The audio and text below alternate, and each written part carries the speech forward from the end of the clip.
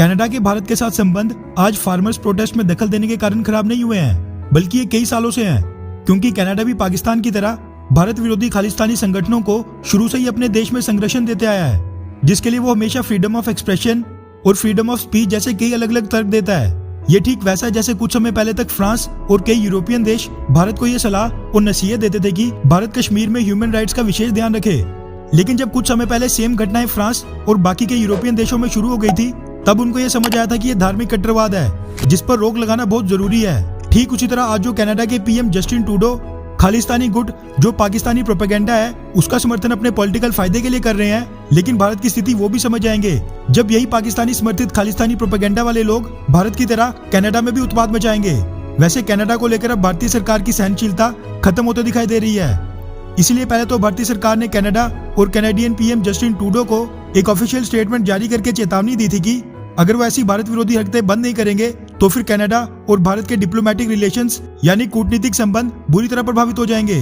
और अब उसके बाद भारत ने एक बार फिर अपनी वैक्सीन डिप्लोमेसी के दम पर कनाडा को एक बड़ा झटका दे दिया है। दरअसल हिंदुस्तान टाइम्स के हवाले से ये मीडिया रिपोर्ट सामने निकल कर आ रही है कि भारतीय सरकार ने बाकी 25 देशों को कोरोना की वैक्सीन एक्सपोर्ट करने की इजाजत दे दी है, लेकिन एक देश कनाडा को रिजेक्ट कर दिया है। कनाडा में आज की डेट में वैक्सीनेशन प्रोग्राम पहले ही काफी लेट चल रहा है और काफी पहले वैक्सीनेशन प्रोग्राम शुरू करने के बावजूद वहाँ पर मात्र 10,85,000 लोग ही वैक्सीनेट हो पाए हैं, जिसके पीछे का कारण है कोरोना वैक्सीन की अवेलेबिलिटी।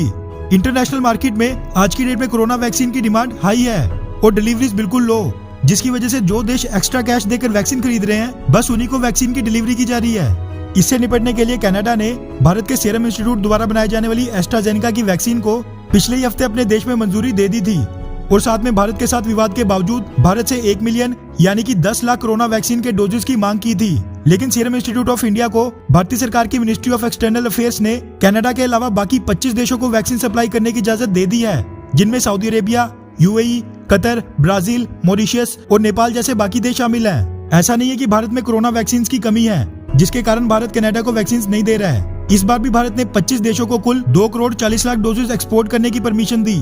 और पिछले महीने भी 1 करोड़ से ज्यादा वैक्सीन एक्सपोर्ट की गई थी, जो कि कनाडा द्वारा रिक्वेस्ट की गई 1 मिलियन यानी 10 लाख डोजेस से कई ज्यादा है। इसलिए एक्सपर्ट्स का मानना है कि भारतीय सरकार का ये फैसला अपनी वैक्सीन डिप्लोमेसी के तहत लिया गया है, जो कि कनाडा को यह संदेश देने के लिए कि अगर वो भारत विरोधी गतिविधियों को अपने देश में संरक्षण देता रहेगा तो फिर और भी फैसलों पर उसका प्रभाव देखने को मिलेगा और दोनों देशों के संबंध और भी ज्यादा बिगड़ेंगे। भारतीय सरकार की ये कनाडा पर कड़ी कार्रवाई इसलिए भी मानी जा रही है क्योंकि भारत ने कोरोना लॉकडाउन के वक्त अपने सबसे बड़े दुश्मन पाकिस्तान तक को लाइफ सेविंग ड्रग्स, वैक्सीन और बाकी की मेडिसिन भेजी थी। फिर ये तो कनाडा ही था। खैर, आपकी क्या राय है कि क्या कनाडा को कोरोना की वैक्सीन भेजकर मदद करनी चाहिए, हाँ या फिर ना? नीचे कमेंट करके अपनी राय जरूर बताएं। अच्छा सुनो, चैनल को सब्सक्राइब करो, उसके बाद घंटी बजा देना ताकि अगली वीडियो आपसे मिस ना हो पाए। Thank you.